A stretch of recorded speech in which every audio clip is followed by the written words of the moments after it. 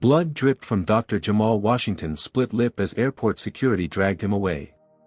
Just moments earlier, he'd been Wingspan Airlines' most valued diamond customer. Now he was a criminal. All because he refused to give up his first-class seat to a white businessman. Before I dive into this shocking story, where are you watching from today? Hit that like button and subscribe if you've ever witnessed injustice and wanted to do something about it. How would you react if you saw someone being removed from their rightful seat just because of the color of their skin? Let me take you through the journey of a man whose stand against discrimination changed an entire industry. Jamal Washington never had it easy. Growing up in the roughest neighborhood of South Chicago, he learned early that he would have to work twice as hard to get half as far. His mother, a hospital janitor, worked 3 jobs to keep food on the table after his father was wrongfully imprisoned for a crime he didn't commit. Those early years taught Jamal 2 crucial lessons: education was his only ticket out, and the system was rigged against people who looked like him. By 16, Jamal had become a self-taught coding prodigy, staying late at the community center to use their outdated computers since he couldn't afford one at home. His exceptional talents earned him a full scholarship to MIT, where he graduated with dual degrees in computer science and business administration, both with highest honors. But even with his impressive credentials, Jamal faced rejection after rejection from top tech companies.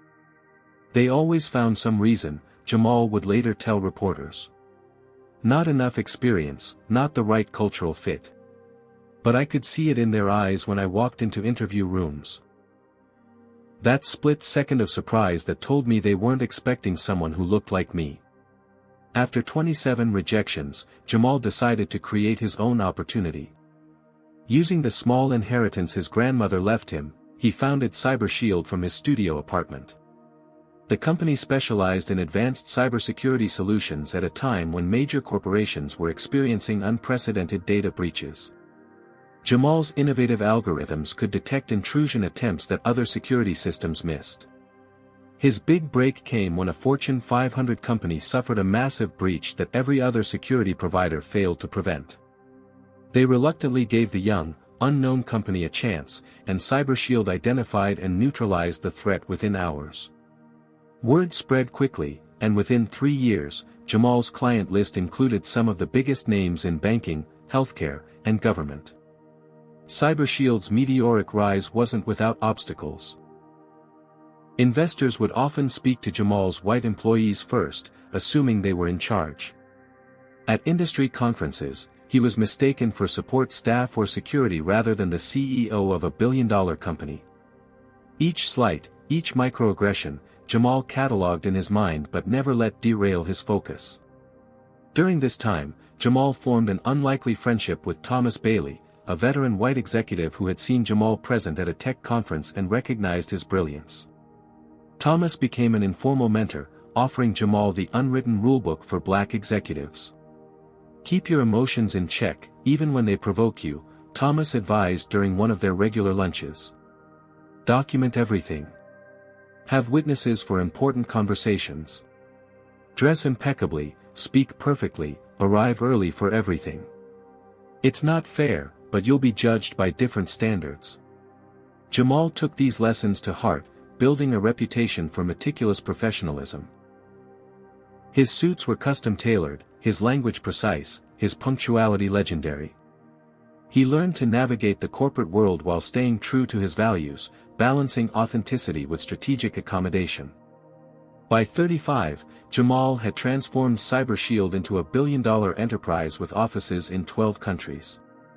The company employed over 5,000 people and had revolutionized how corporations protected their data.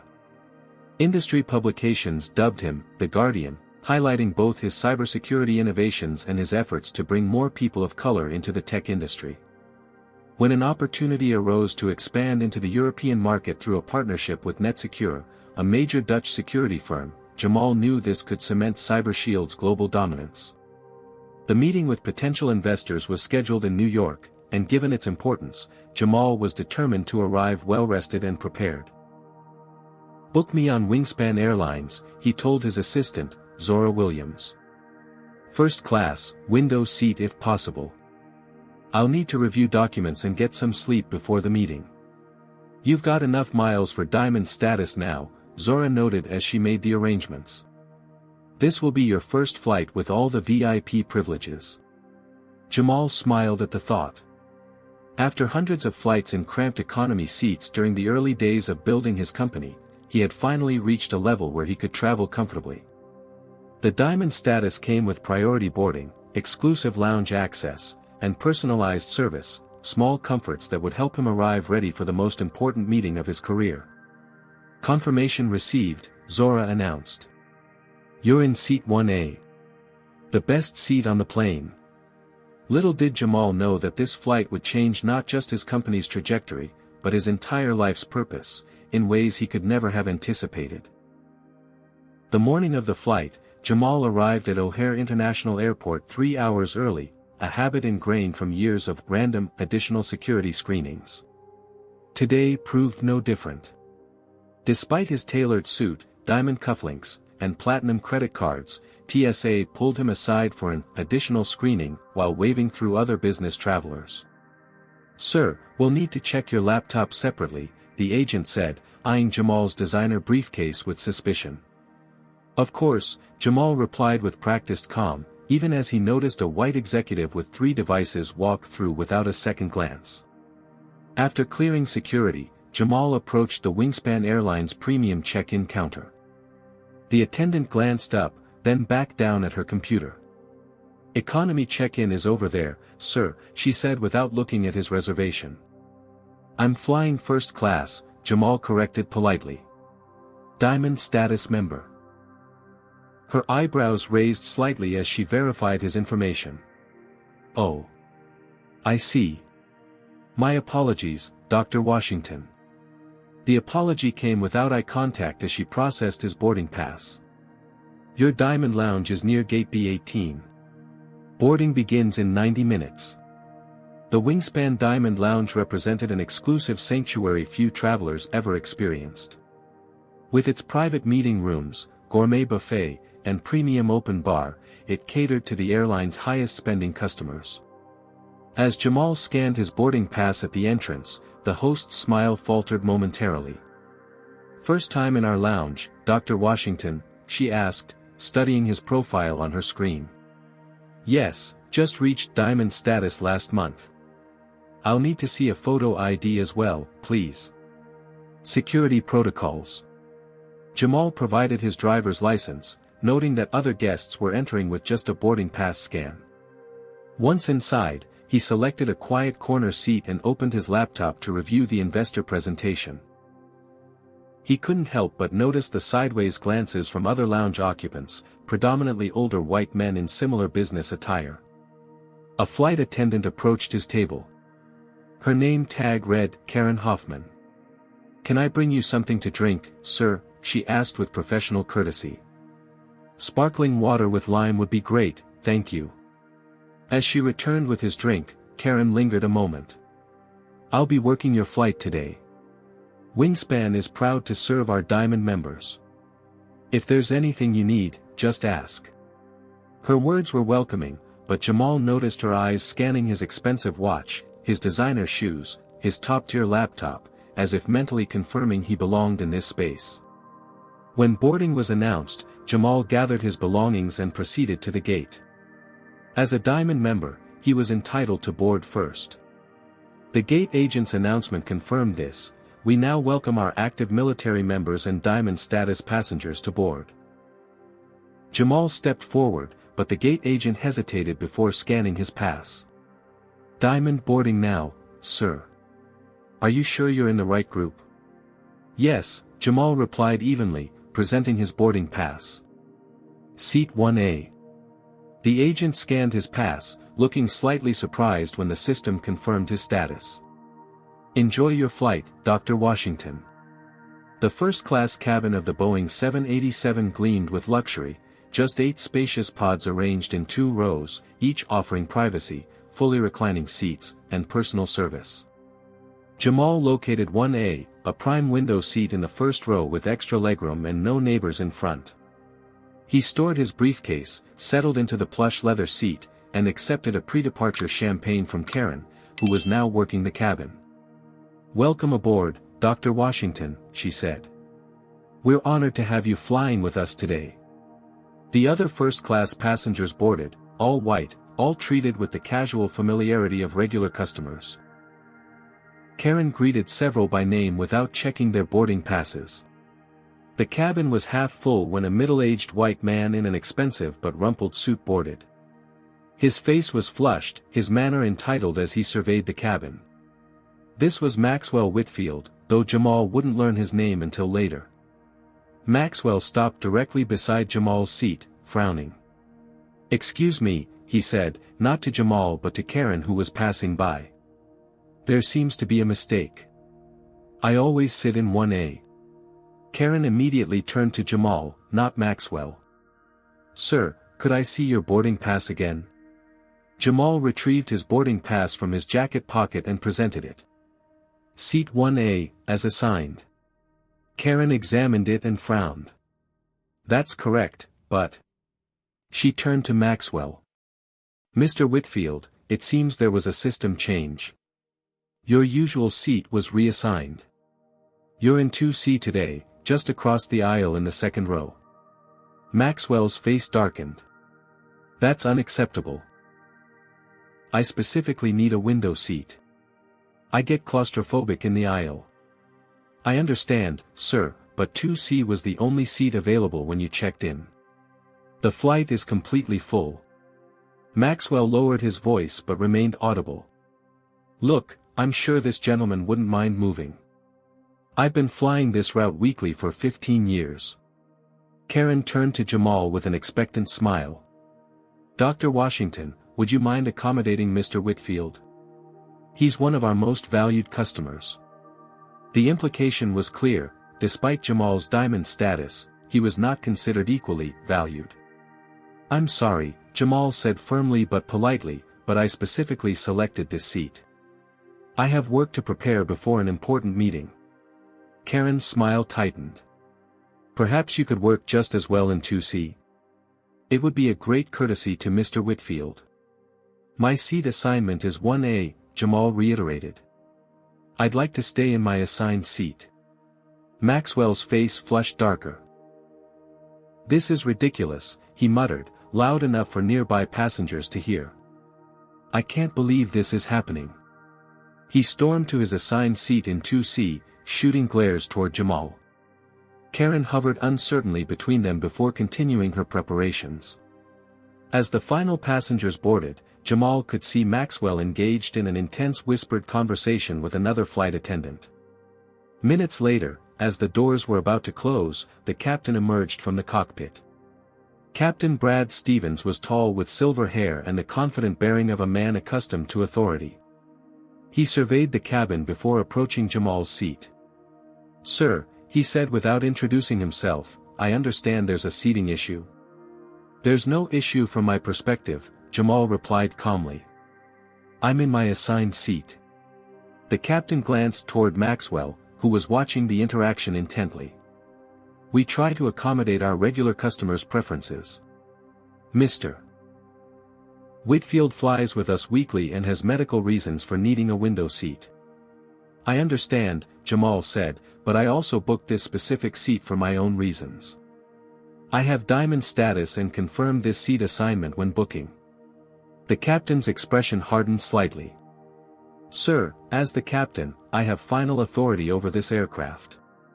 I'm asking you to switch seats as a courtesy to a loyal customer." The first-class cabin had gone silent. Other passengers were watching the confrontation with uncomfortable expressions. Jamal noticed several reaching for their phones. "Captain," Jamal said, his voice steady despite his rising anger, "I respect your authority over flight safety matters, but seat assignments are handled by your ticketing system, which assigned me seat 1A. Unless there's a safety reason for me to move, I'm staying in my assigned seat." It was a turning point.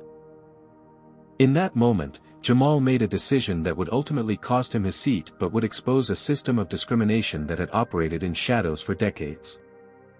Captain Stevens' face hardened as he loomed over Jamal. "Sir, when I make a request on my aircraft, it's not optional." "I've shown you my boarding pass," Jamal replied, maintaining his composure. This is my assigned seat. I'm not being disruptive, I'm simply occupying the seat I paid for. By now, several passengers had begun recording the interaction on their phones. The captain noticed but seemed undeterred. "Karen," he called to the flight attendant, "please verify this passenger's boarding information." Karen approached with a tablet. "Dr. Washington is confirmed for seat 1A, she admitted reluctantly. The captain barely glanced at the confirmation.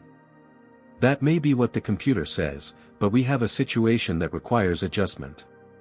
Mr. Whitfield needs a window seat for medical reasons." "Then perhaps Mr. Whitfield should have booked a window seat," Jamal suggested reasonably. "Or the airline could upgrade another passenger from business class to give him a window seat there." From across the aisle, Maxwell Whitfield injected, "I shouldn't have to move. I've been flying this route every week for 15 years. Everyone knows I sit in 1A. His voice carried a sense of indignation that someone had dared to disrupt his routine. Jamal turned to face him directly. "I understand you're a regular passenger, Mr. Whitfield, but that doesn't entitle you to my seat. I also fly frequently, enough to earn diamond status, and I booked this seat specifically." The confrontation was escalating. Captain Stevens gestured to Karen and two other flight attendants, who quickly converged around Jamal's seat, creating a wall of uniformed staff. "Sir," the captain said, his voice now carrying through the entire first-class cabin, "this is your final opportunity to change seats voluntarily before I'm forced to take further action." Jamal felt every eye on him. In that moment, he thought of his father, wrongfully imprisoned because he'd stood his ground against injustice.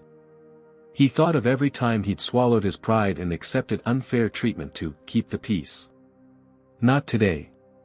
Captain Stevens," he said clearly, "I am a diamond status member on your airline. I booked and paid for seat 1A. Your system assigned me this seat.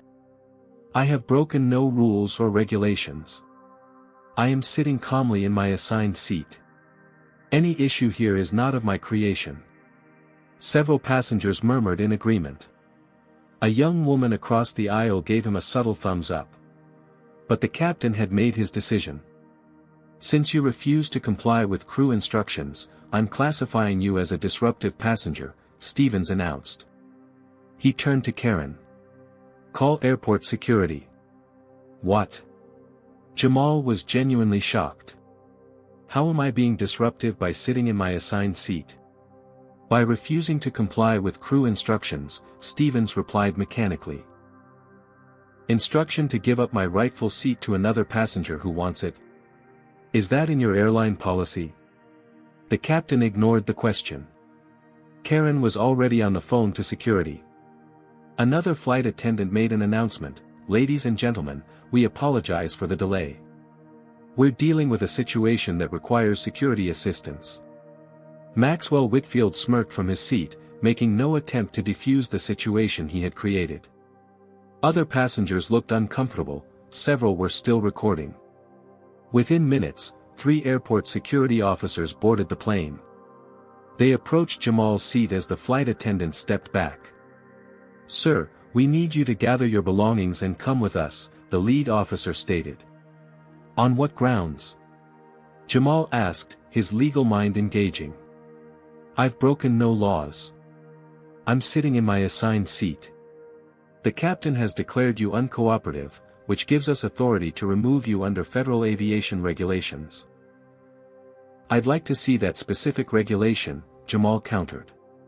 "Being uncooperative about giving up a seat I paid for to another passenger is not a security threat."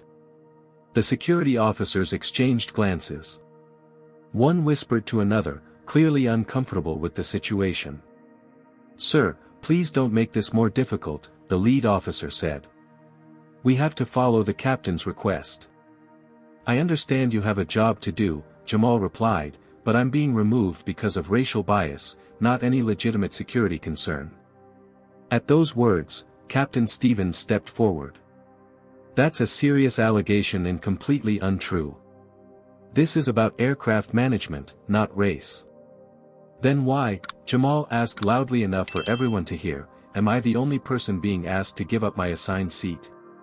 Why not ask any of the other first-class passengers? Why me specifically? The question hung in the air. No one had an answer. Sir, we need you to come with us now, the security officer insisted. Jamal looked around at the watching passengers, the recording phones, the impassive faces of the crew, and Maxwell Whitfield's satisfied expression. He had made his point. Now it was time to leave with dignity. I'll file a formal complaint and pursue legal action, he stated clearly as he gathered his briefcase. This is discriminatory treatment. He stood to leave, but as he turned to exit the row, one of the security officers grabbed his arm roughly, as if expecting resistance. There's no need for physical contact, Jamal objected. I'm complying. The officer tightened his grip, unnecessarily shoving Jamal forward. Jamal stumbled against the seat in front, and as he tried to regain his balance, another officer grabbed him from behind. In the confusion, Jamal's face struck the overhead compartment, splitting his lip. Blood dripped onto his white shirt as the officers forcibly dragged him down the aisle. Passengers gasped at the unnecessary force. Jamal offered no resistance, yet the officers handled him like a dangerous criminal. As they marched him through the terminal, blood still flowing from his lip, travelers stopped to stare and record the spectacle of a well-dressed black man in handcuffs being escorted by security, his face bloodied. Inside a small detention room at O'Hare, an officer finally offered him a tissue for his bleeding lip. This will be on the news by morning, Jamal said quietly. And in court by next week. The officer looked away, unable to meet his eyes. Alone in the sterile airport detention room, Jamal pressed a tissue to his split lip, watching as crimson bloomed through the white paper. His $5,000 suit was rumpled and stained with his own blood. His wrists bore red marks from the unnecessarily tight handcuffs. But the physical discomfort paled compared to the humiliation he had endured in front of a planeful of strangers. As security officers processed his incident report, Jamal's phone buzzed repeatedly in his pocket. They'd confiscated his briefcase but overlooked his phone. Discreetly, he checked the notifications. 27 missed calls. Hundreds of text messages. Thousands of social media alerts. The videos were already spreading. 3 different passengers had recorded his removal from multiple angles. The clearest footage, captured by a college student in business class, had been uploaded to social media with the caption, "Black executive forcibly removed from first-class seat so white man could have it. Wingspan Airlines, this is racism." Within an hour, the video had been viewed 2 million times.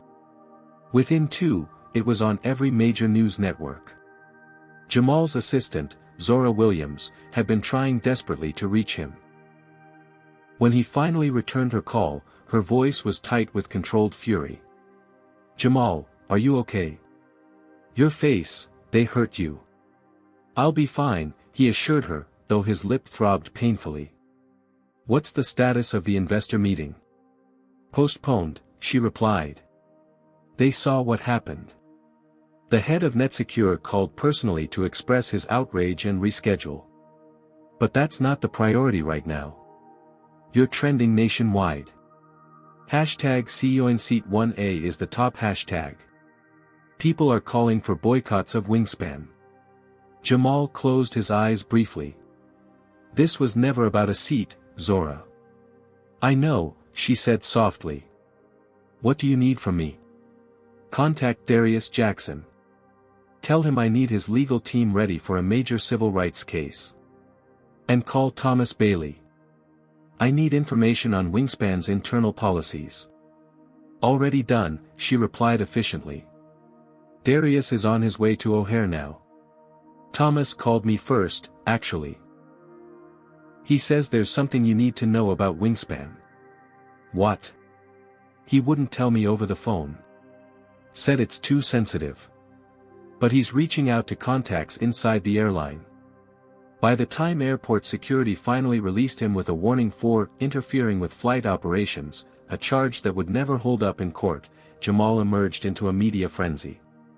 Reporters had gathered in the terminal, alerted to his location by anonymous tips from airport employees sympathetic to his situation. Jamal knew better than to comment unprepared. Keeping his head down, he moved quickly through the crowd toward the black Suburban where his attorney, Darius Jackson, waited. "Don't say a word until we're clear," Darius instructed as he hurried Jamal into the vehicle. Once inside, he examined Jamal's injured lip. "We'll document that. Excessive force. They're going to regret putting hands on you."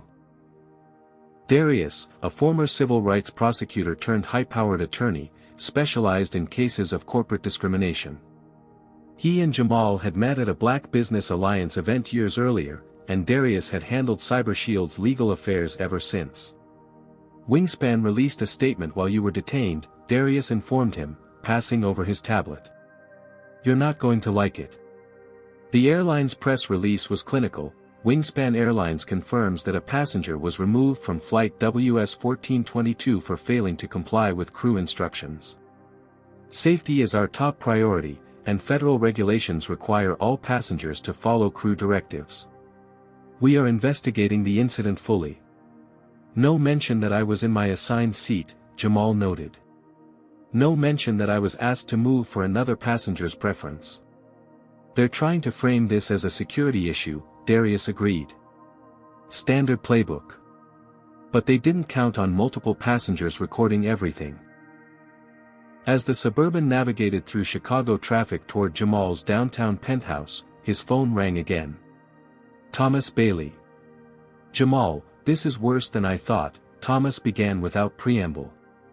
"I've got a contact in Wingspan's IT department.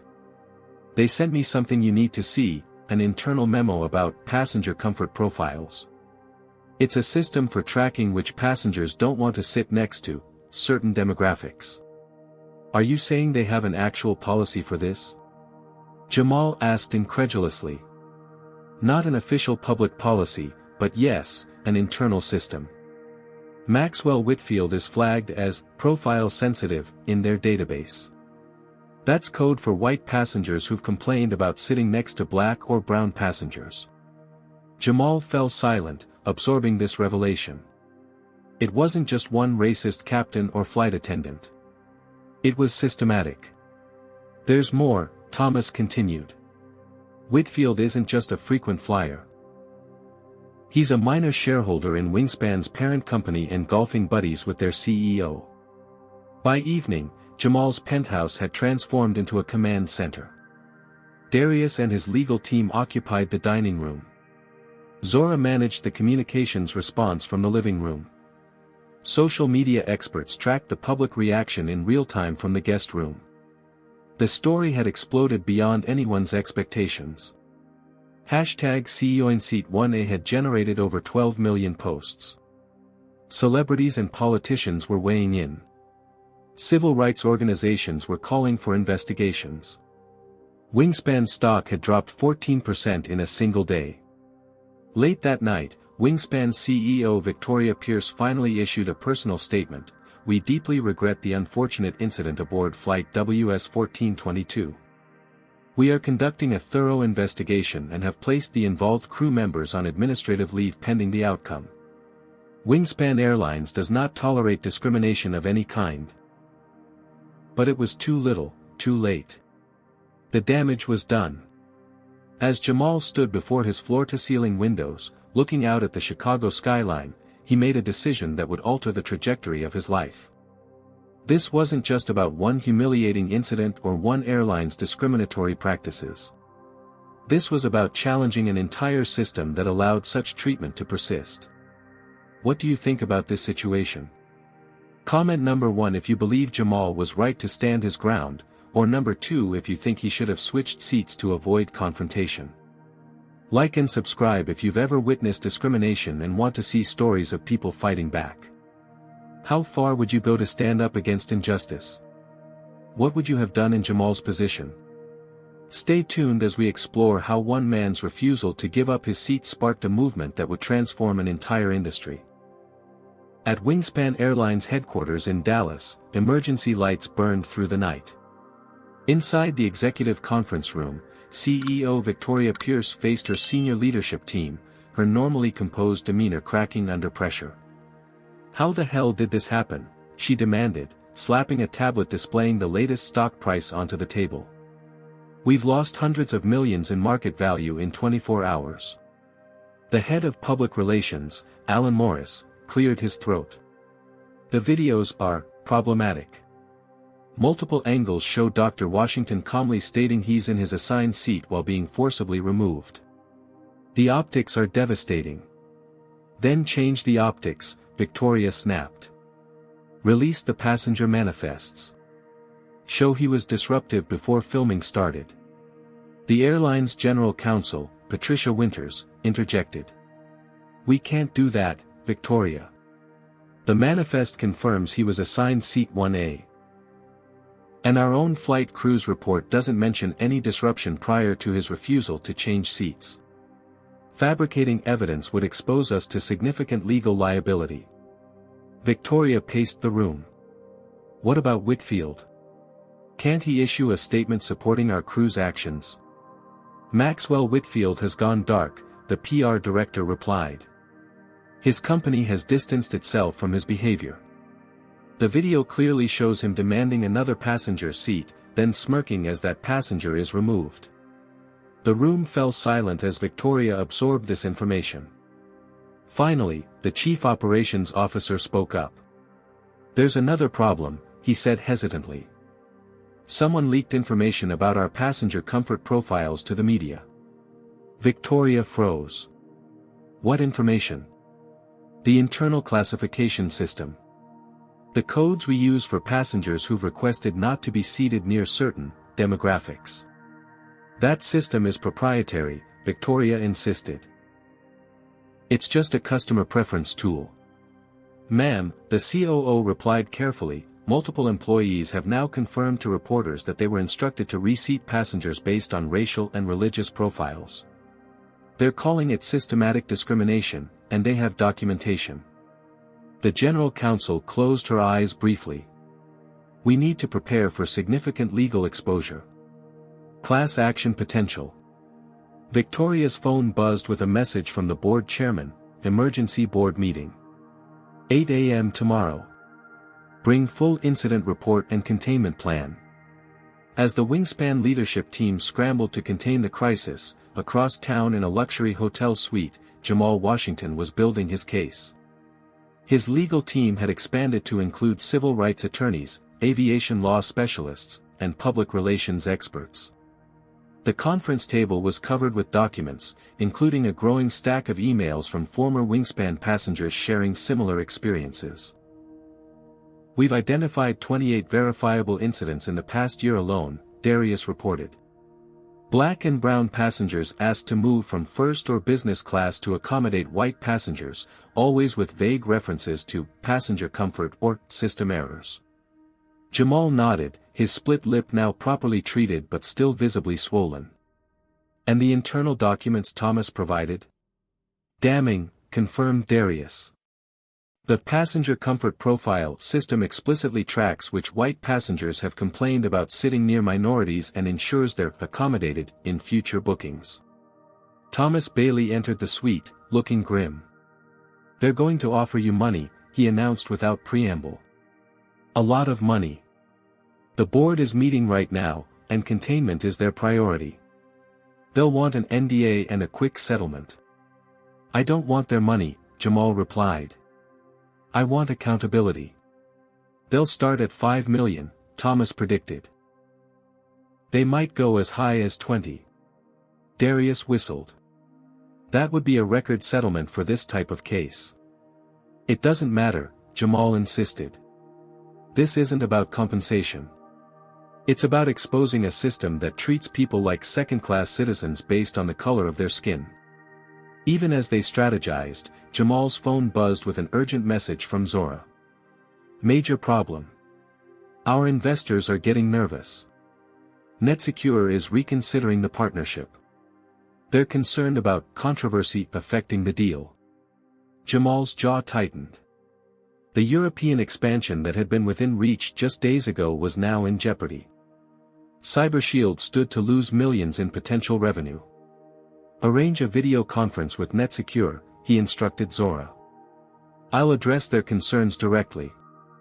While his legal team continued building the case, Jamal connected with the NetSecure executives from the hotel suite. The Dutch executives appeared uncomfortable as the video conference began. Dr. Washington, began NetSecure CEO Dieter van Hoven, we have great respect for your company's technology. However, our shareholders are concerned about the public controversy surrounding your incident. You mean my racial profiling and assault by airline staff? Jamal replied directly. Van Hoven shifted uncomfortably. We're not taking a position on the nature of the incident. We simply prefer to avoid partnerships that might involve public relations challenges. I understand, Jamal said, his voice steady. But I'd ask you to consider something. CyberShield has developed the most advanced security protocols in the industry because I understand what it means to be vulnerable. I know what happens when systems designed to protect people are corrupted to target them instead. He leaned closer to the camera. The same commitment to justice and fairness that compels me to challenge discriminatory treatment also drives how I build security systems that protect everyone equally. If your company values innovation and integrity, you won't find a better partner than CyberShield. The NetSecure executives exchanged glances. Van Hoven nodded slowly. We'll continue our due diligence and reach a decision by next week. As the video call ended, Jamal received word that Wingspan Airlines had requested a private meeting. Their legal team wants to discuss resolution options, Darius explained. Just as Thomas predicted.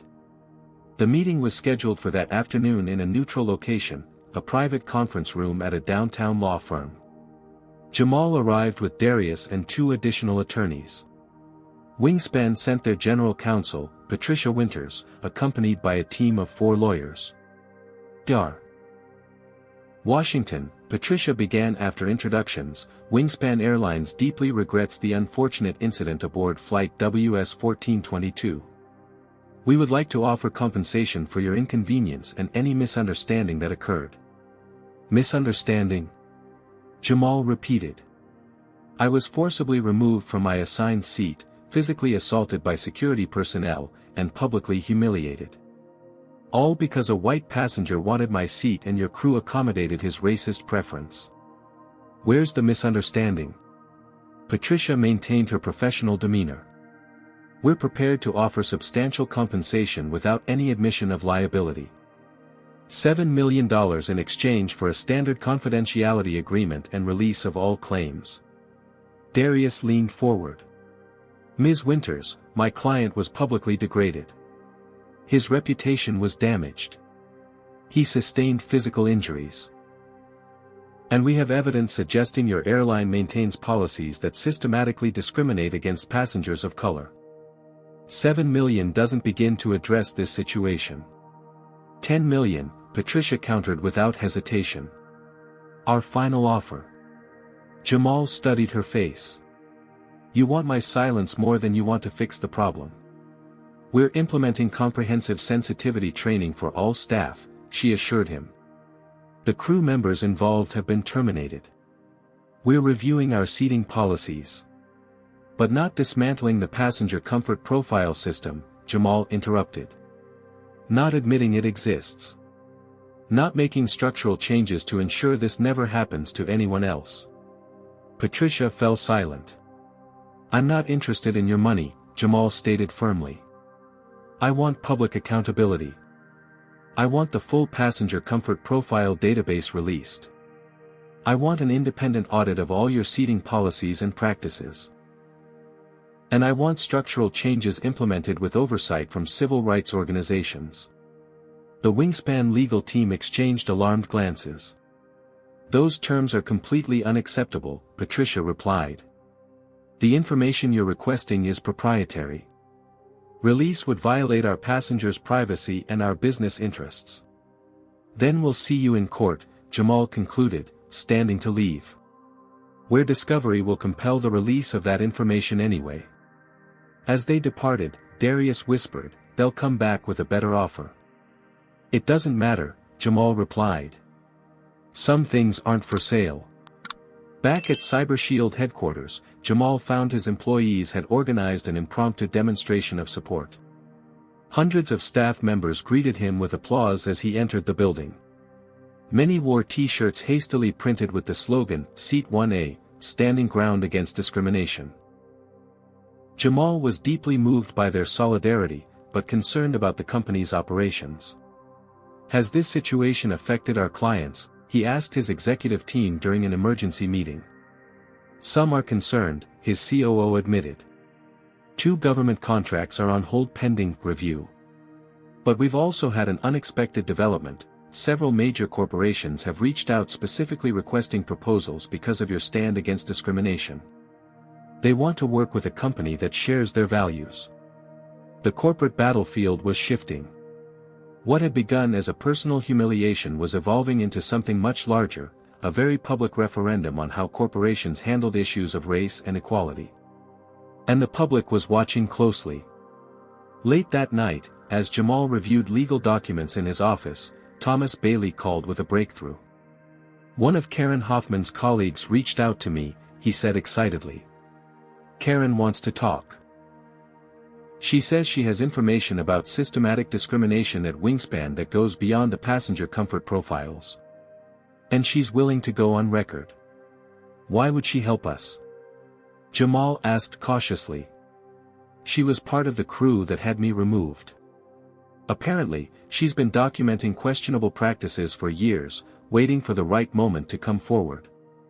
Your case broke the dam. She's not the only one, Jamal. Wingspan employees are starting to speak up. The battle lines were being drawn. On one side stood Wingspan Airlines, a corporate giant with deep pockets and powerful connections. On the other stood Jamal Washington, armed with the truth and growing public support. It would not be a quick or easy fight, but it was one Jamal was prepared to wage, not just for himself, but for every person who had ever been deemed less worthy of dignity and respect because of the color of their skin.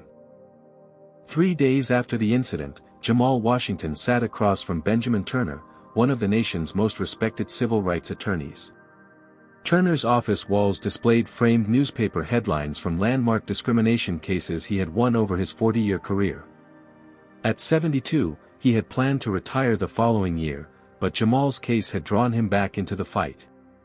This isn't just about one man in one seat, Turner said, his voice carrying the gravitas of decades fighting systemic racism. This is about dismantling institutionalized discrimination disguised as customer service. Beside him sat Deshaun Morris, a former Wingspan flight attendant who had been fired 2 years earlier after objecting to the airline's seating practices. Deshaun had reached out after seeing Jamal's story. They called it passenger comfort management, Deshaun explained. We were trained to identify VIP passengers who had specific seating preferences. It was all coded language. If a white VIP passenger looked uncomfortable near a person of color, especially in premium cabins, we were expected to resolve the situation by moving the minority passenger. And if you refused? Jamal asked. First came warnings for poor customer service. Then reduced hours.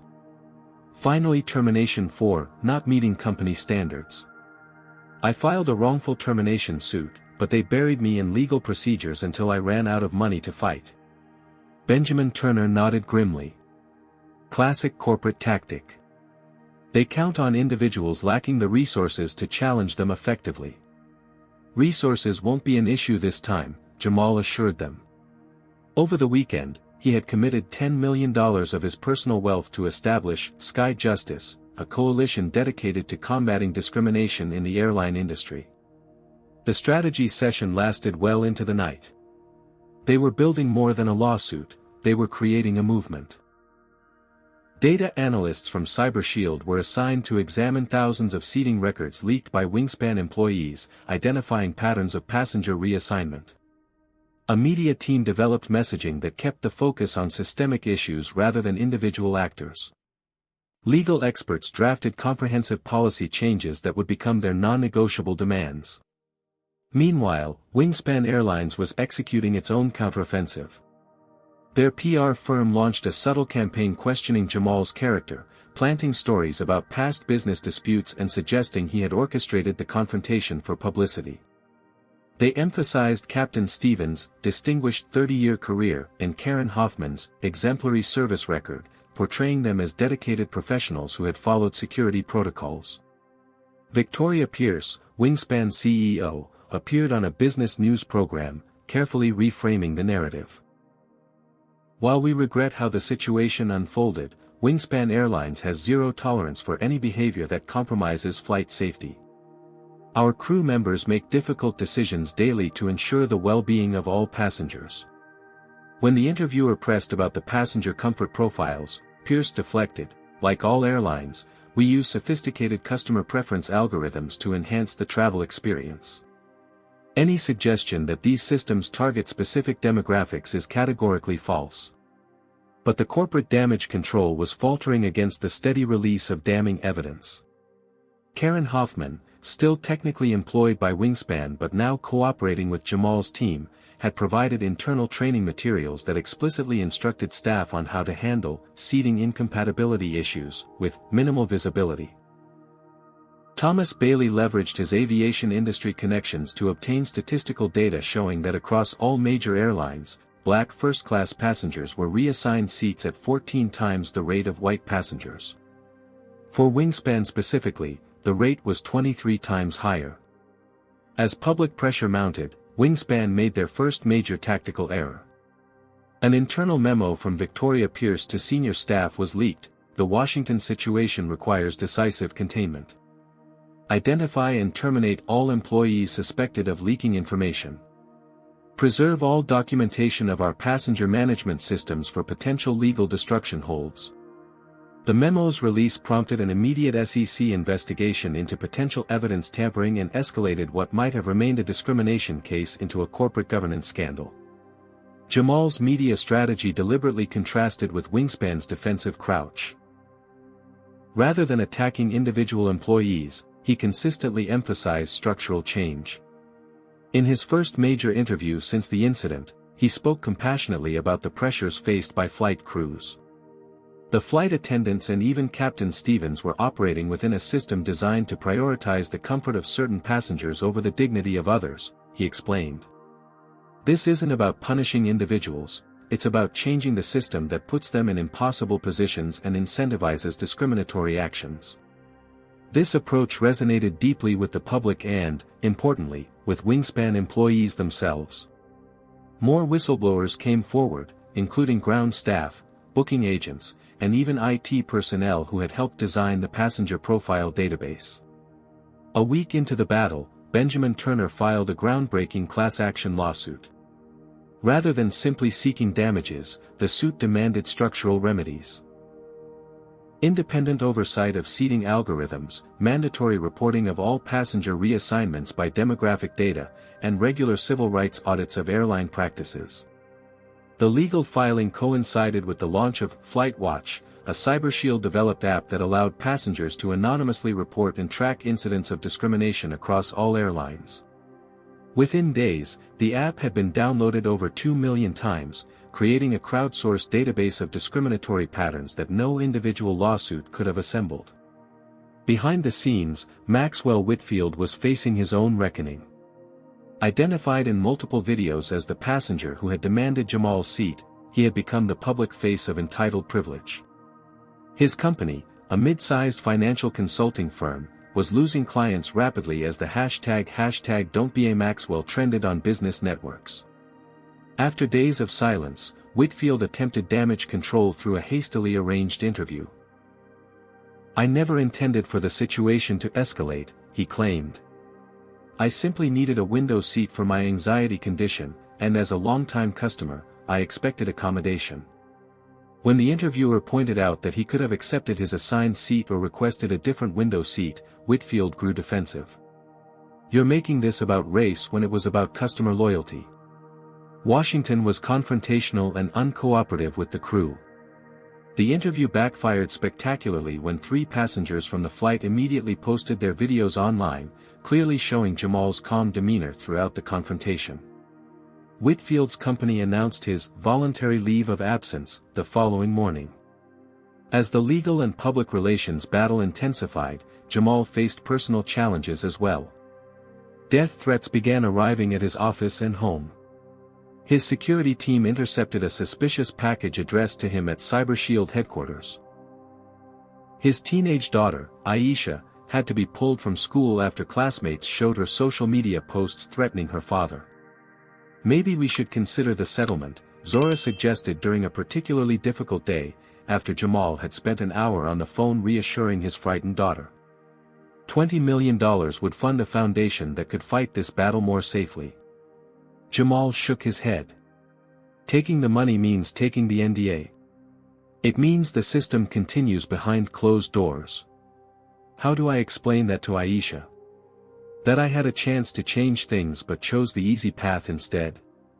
That evening, as Jamal worked late in his office, reviewing depositions from former Wingspan employees, his secure line rang.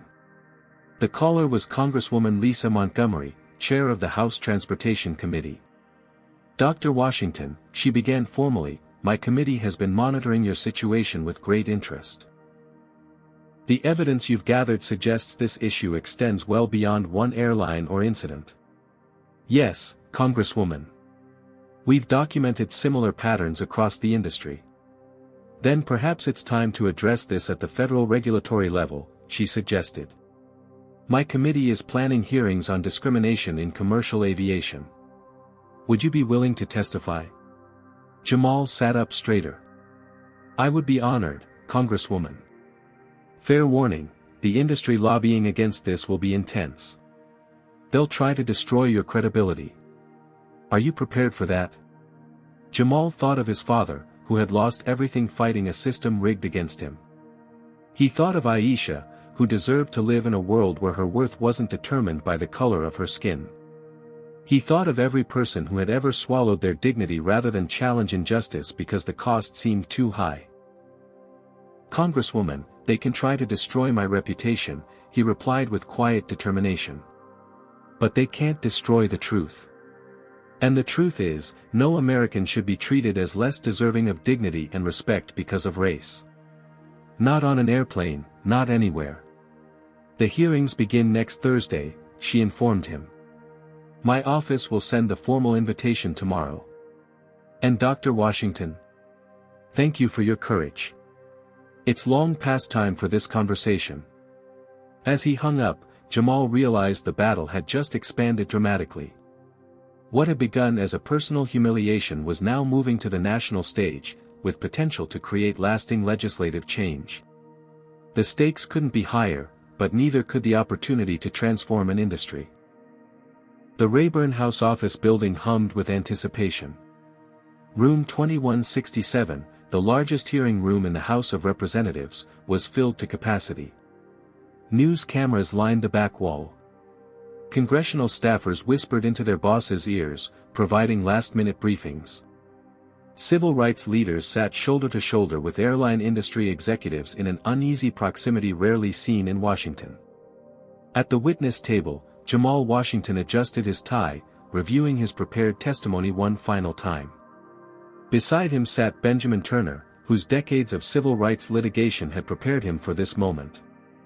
On Jamal's other side was Dr. Angela Carter, a respected psychologist specializing in the psychological impacts of public discrimination. Facing them from the elevated dais were the 23 members of the House Transportation Committee, led by Chairwoman Lisa Montgomery. The committee's jurisdiction over aviation regulations gave their findings significant weight with federal agencies. Today's hearing, Discrimination in Commercial Aviation, Examining Industry Practices, had been convened with unusual speed, reflecting the national attention on Jamal's case. "The committee will come to order," Chairwoman Montgomery announced, striking her gavel. "Today we examine troubling allegations of discriminatory practices in the commercial airline industry. These hearings are not about one incident or one airline, but rather a pattern of policies and practices that may violate federal civil rights protections." From the executive row, Victoria Pierce, Wingspan CEO, shifted uncomfortably. Beside her sat the CEOs of 4 other major airlines, all summoned to witness the proceedings. They had declined invitations to testify, sending their diversity officers instead, a decision the chairwoman had publicly criticized as lacking accountability. Our first witness is Dr. Jamal Washington, Montgomery continued. Dr. Washington is the founder and CEO of CyberShield, one of the nation's leading cybersecurity firms.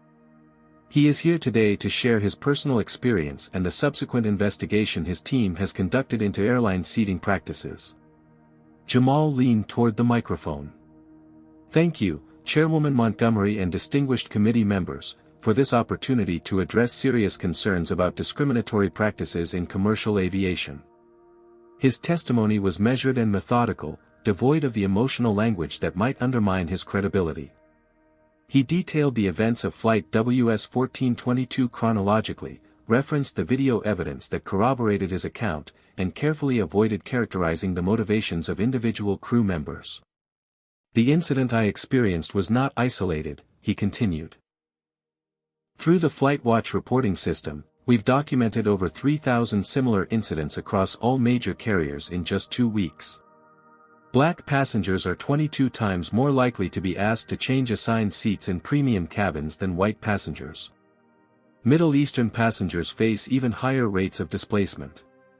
He presented the committee with data analyses, internal airline documents, and testimony from former airline employees. Most damning was his explanation of the passenger comfort profile systems. These systems use coded language to track which passengers object to sitting near minorities. Terms like seating preference sensitive, cabin harmony concerns, and special accommodation needs serve as proxies for racial segregation preferences, Jamal explained. When these VIP passengers board, flight attendants are instructed to reseat minority passengers to enhance customer comfort. Several committee members appeared visibly disturbed by these revelations. Congresswoman Janet Alvarez leaned forward. Dr. Washington, are you suggesting that major American airlines maintain formalized systems for racial segregation in 2025? The systems are designed with plausible deniability, Jamal clarified. They don't explicitly mention race. They reference passenger comfort and customer experience optimization. But the data reveals their actual function, to ensure certain white passengers don't have to sit next to people of color, particularly in premium cabins. Following Jamal's testimony, Dr. Angela Carter explained the psychological impact of such public discrimination. Being singled out and removed from a space you have every right to occupy sends a powerful message about one's perceived worth in society, she testified. The trauma is compounded when it occurs in a public setting with an audience, creating what psychologists call witness diminishment. The experience of having one's humanity reduced while others watch. As the morning session continued, airline representatives attempted to frame the incidents as isolated customer service failures rather than systemic issues. Patricia Winters, now serving as Wingspan's chief diversity officer, testified that the airline had no policy that considers race in seating assignments and was committed to providing equal service to all passengers. The afternoon brought unexpected testimony. Karen Hoffman, still technically employed by Wingspan but now openly cooperating with investigators, took the witness stand. Her hands trembled slightly as she was sworn in. I've been a flight attendant for 27 years, she began. For most of that time, I believed I was providing excellent customer service. 3 years ago, I was promoted to first-class cabin service on international routes, a coveted position. During training, we were introduced to the premium cabin harmony protocols. She described how flight attendants were trained to identify priority customers with special seating needs and ensure their maximum comfort. It was never explicitly about race, Karen admitted. But the examples in our training all involved moving passengers of color to accommodate white passengers with seating sensitivity. We were told these passengers represented significant revenue and keeping them happy was essential to the airline's business model. A Republican committee member interjected, Ms. Hoffman, isn't this simply about customer loyalty? Accommodating frequent flyers who spend hundreds of thousands with your airline? Sir, I believe that too, Karen replied. Until I analyzed the data myself. Black Diamond level members, our highest tier of frequent flyers, were asked to move to accommodate White Gold level members regularly. It wasn't about loyalty or spending. It was about who the airline valued more. The most dramatic moment came when Congressman Robert Chin displayed an internal Wingspan email on the hearing room screens. The email, from Captain Brad Stevens to Flight Operations Management, complained about being put in an impossible position by the passenger harmony protocols. When these situations escalate, pilots bear the ultimate responsibility, Stevens had written 6 months before Jamal's incident. We're expected to enforce policies that have clear discriminatory impacts without any official acknowledgement that's what we're doing. This creates untenable legal and ethical exposure for cockpit crew. Victoria Pierce visibly paled as the email was displayed. This evidence directly contradicted Wingspan's claim that they had no policies influencing seating based on race. The final witness of the day was Deshaun Morris, the flight attendant who had been fired after objecting to Wingspan's practices. I was terminated after refusing to ask a black family to move from first class to accommodate a white passenger who always sits in row 2, Deshaun testified. When I explained to my supervisor that this was discriminatory, I was told, this isn't about discrimination, it's about a 20-year customer who spends 6 figures annually with us. Deshaun produced performance reviews showing his ratings dropped precipitously after this incident, despite previously exemplary evaluations. They didn't fire me for standing up against discrimination. They fired me for poor team integration and failure to prioritize customer experience. But everyone knew the real reason. As the hearing concluded, Chairwoman Montgomery addressed the packed room. The testimony and evidence presented today suggests a troubling pattern of practices across the airline industry that may violate federal civil rights protections. This committee will continue its investigation and consider legislative remedies to ensure equal treatment for all air travelers. Outside the hearing room, reporters swarmed Jamal. Dr. Washington, what outcome are you hoping for from these hearings? This isn't about punishing one airline or seeking personal vindication, Jamal replied. It's about creating accountability and transparency in an industry that affects millions of Americans daily. Every passenger deserves equal dignity and respect, regardless of race. Today was an important step toward making that a reality. As cameras flashed and microphones thrust toward him, Jamal noticed a familiar figure standing at the periphery of the media scrum, Maxwell Whitfield. Their eyes met briefly. Whitfield, who had declined an invitation to testify, quickly turned away and disappeared into the crowd. Later that evening, in a private dining room at a Washington restaurant, Jamal met with Chairwoman Montgomery and Benjamin Turner to discuss next steps. The hearing had generated even more attention than anticipated, with live coverage on all major networks and trending status on every social platform. The airlines are running scared, Montgomery informed them. My office has received calls from 3 major carrier CEOs already, suddenly eager to discuss voluntary industry reforms before we consider legislation. They're hoping for minor cosmetic changes, Benjamin cautioned. We need structural reform with enforcement mechanisms. Agreed, said the chairwoman. Which is why I've scheduled a follow-up hearing focused specifically on proposed remedies. Dr. Washington, will you work with my staff to develop recommendations? Absolutely, Jamal replied. We've already drafted a comprehensive framework based on our research. As their meeting concluded, Jamal received an urgent call from Thomas Bailey. You need to see the news, Thomas said without preamble. Wingspan's board just called an emergency session. Something big is happening. Jamal switched on the restaurant's television just in time to catch the breaking news banner, Wingspan Airlines CEO Victoria Pierce resigns amid discrimination scandal. The battle was far from over, but a significant victory had been won. As Jamal watched the news coverage, he realized the struggle had evolved far beyond his personal experience. It had become a nationwide reckoning with discrimination that had been hidden in plain sight for decades. And for perhaps the first time, real change seemed possible. The Wingspan Airlines boardroom, normally a sanctuary of corporate decorum, erupted in chaos. 24 hours after Victoria Pierce's resignation, the emergency board meeting had devolved into factions hurling accusations across the polished mahogany table. "Pierce is a scapegoat," shouted Harold Jennings, a board member and major shareholder. "These policies existed long before her tenure. We all approved the customer experience optimization programs knowing exactly what they were designed to do." "Speak for yourself, Harold," countered Diane Williams, one of only 2 black board members. "Some of us were kept deliberately ignorant about the true nature of these systems. The passenger comfort profiles were presented as accommodations for disabilities and health conditions, not tools for segregation." The chairman, Robert Blackwell, struggled to maintain order. "Regardless of who knew what, we have a company in free fall. Our stock has dropped 34%. We're facing multiple class action lawsuits. The Department of Transportation is threatening to review our operating licenses. We need solutions, not finger-pointing." The chief financial officer delivered more bad news. "Advance bookings are down 62%.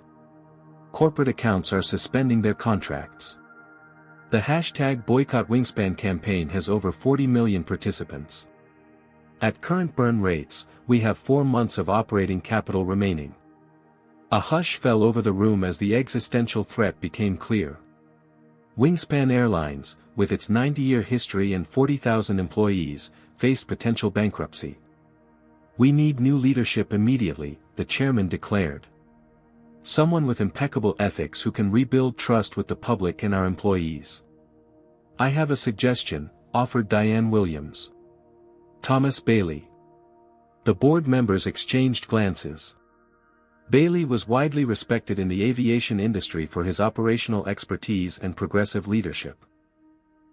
As CEO of a regional carrier that consistently ranked highest in customer satisfaction, he had demonstrated that ethical practices and profitability could coexist. "Bailey is also African American," Diane continued. "His appointment would signal genuine commitment to change, not just crisis management." "He's also friends with Jamal Washington," another board member pointed out. "Would he even consider working with us? That relationship might be exactly what we need," the chairman mused. "Someone who can open a dialogue rather than continue this war." While Wingspan's board deliberated, across the country, a different kind of revolution was unfolding. Flight attendants at 3 major airlines, including Wingspan, had organized a work action protesting discriminatory seating policies. Wearing black armbands reading, "Dignity for all passengers," they reported to work but refused to implement any seating changes not related to safety or disability accommodations. "We became flight attendants to ensure passenger comfort and safety, not to enforce prejudice," explained Union Representative Maria Gonzalez at an impromptu press conference at Chicago O'Hare. "Many of us were placed in impossible positions, forced to choose between our employment and our moral compass. Today, we choose dignity, for ourselves and our passengers." The flight attendants' action garnered immediate public support, with the hashtag #FlyingWithDignity trending nationwide. Passengers began posting supportive messages and documentation of their own experiences, creating a groundswell of first-hand accounts that airlines could no longer dismiss as isolated incidents. Meanwhile, at CyberShield headquarters, Jamal had assembled an unprecedented coalition. Civil rights organizations, airline employee unions, travel industry representatives, and technology experts were collaborating on a comprehensive framework for industry reform. The project, named Fair Skies Initiative, aimed to create transparent standards for equitable treatment in air travel. "The technology that enabled discrimination can be repurposed to ensure equality," Jamal explained to the assembled group. "CyberShield will donate our expertise to develop systems that track and prevent discriminatory patterns in real time." The coalition's work quickly expanded beyond seating issues to address broader patterns of discrimination in aviation, disproportionate security screening, inconsistent enforcement of baggage policies, and disparities in compensation for travel disruptions. 2 weeks after the congressional hearings, Thomas Bailey called Jamal with surprising news. "Wingspan's board wants to meet with us. They're offering to make you the centerpiece of their reforms." What exactly does that mean? Jamal asked skeptically.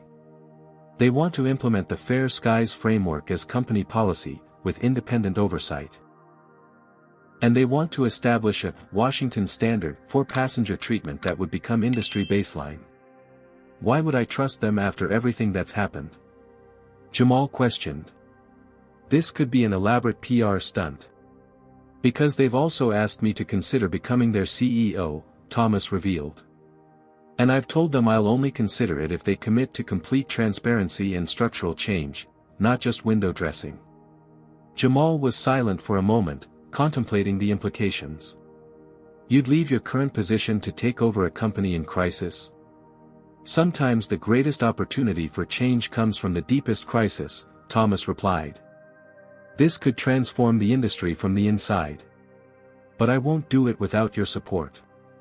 After careful consideration and consultation with his legal team, Jamal agreed to preliminary discussions with Wingspan's board.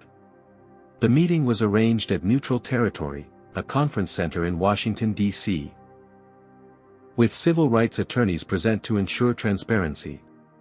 The chairman began with an unequivocal apology. Dr. Washington, what happened to you was inexcusable.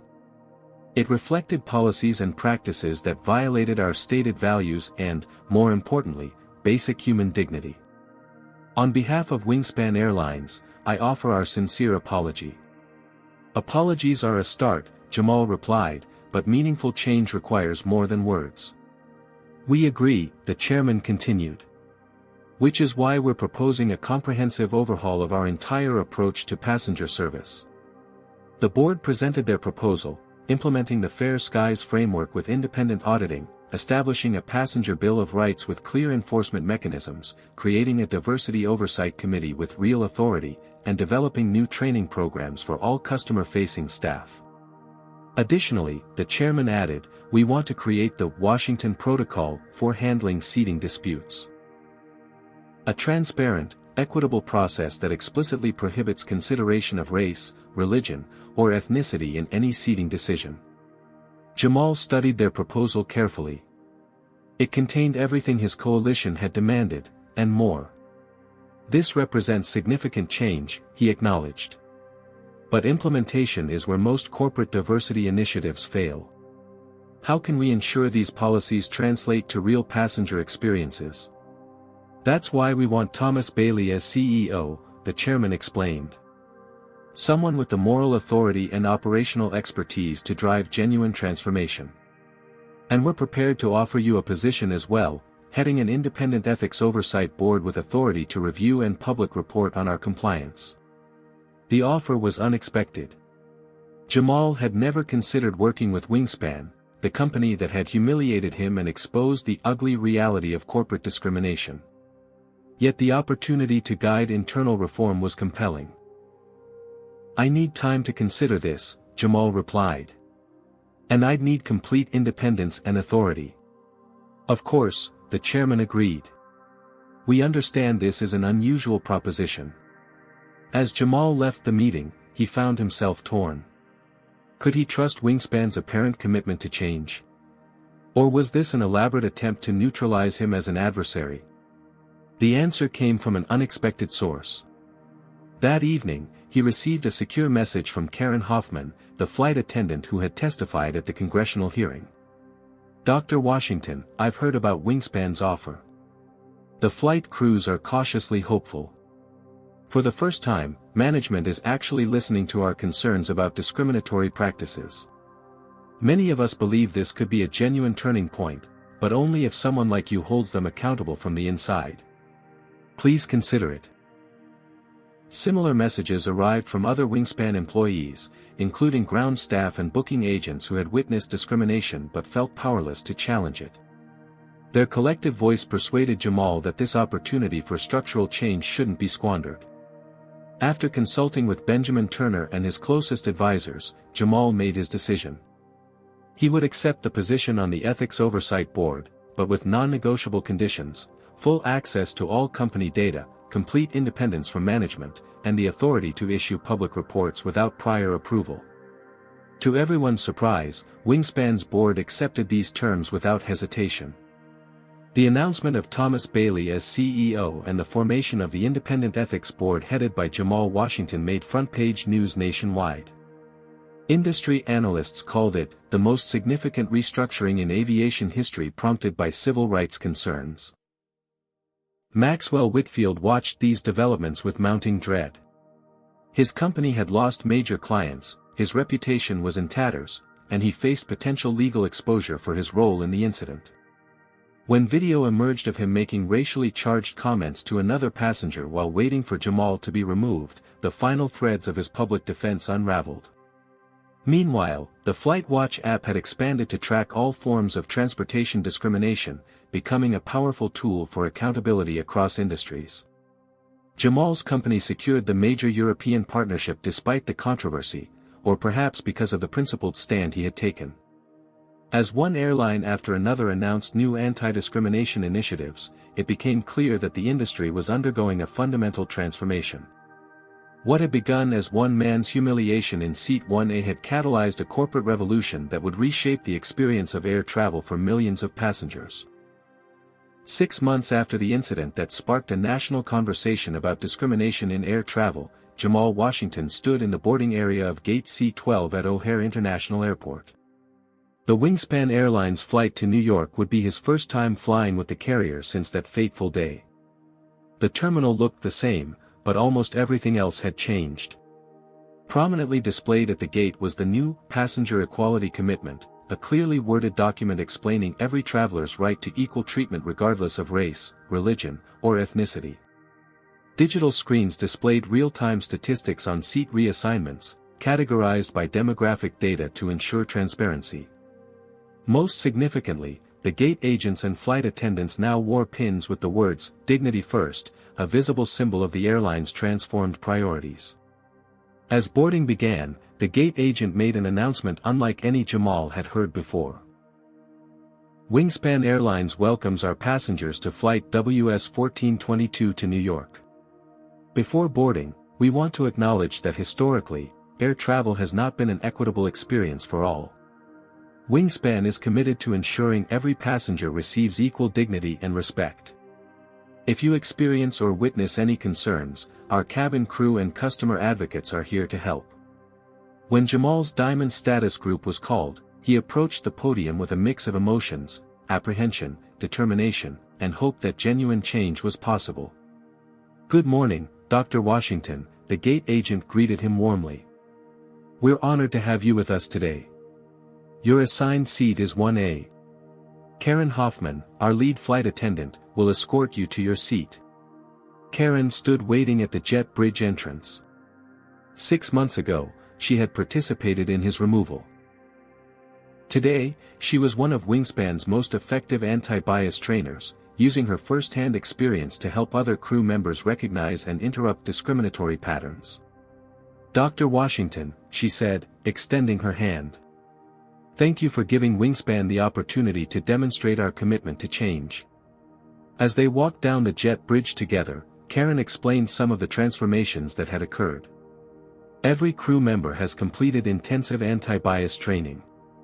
We've implemented the Washington Protocol for resolving seating disputes fairly. Most importantly, the passenger profile system has been completely dismantled and replaced with a transparent accommodation system that focuses solely on genuine medical needs." Aboard the aircraft, Jamal was introduced to the captain, a familiar face that took him by surprise. "Captain Deshaun Morris," the pilot said with a broad smile. "Wingspan rehired me after the congressional hearings. There are quite a few of us who got our jobs back. It's an honor to fly with you today, Dr. Washington." As Jamal settled into Seat 1A, the same seat that had been the flashpoint of controversy, he noticed significant changes in the cabin. The crew was notably diverse. The passenger rights document was visible on each seatback screen. A designated passenger advocate was identified during the safety briefing as a resource for any concerns about fair treatment.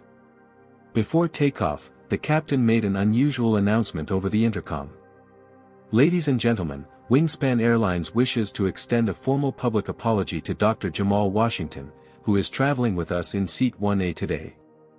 6 months ago, on this very route, Dr. Washington was wrongfully removed from his rightfully assigned seat due to discriminatory practices that our company had allowed to develop. His courage in standing up for equal treatment has transformed not just Wingspan, but the entire aviation industry. We are committed to ensuring such discrimination never happens again. The cabin erupted in spontaneous applause. Several passengers turned to acknowledge Jamal with respectful nods or supportive smiles. It was a powerful moment of public recognition and restoration.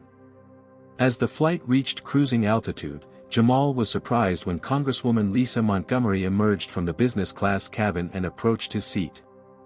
"Dr. Washington," she greeted him warmly. "I thought I might find you on this flight. I wanted to share some news in person. The Equitable Transportation Act passed committee yesterday. It codifies many of the Fair Skies protections into federal law and establishes ongoing oversight mechanisms.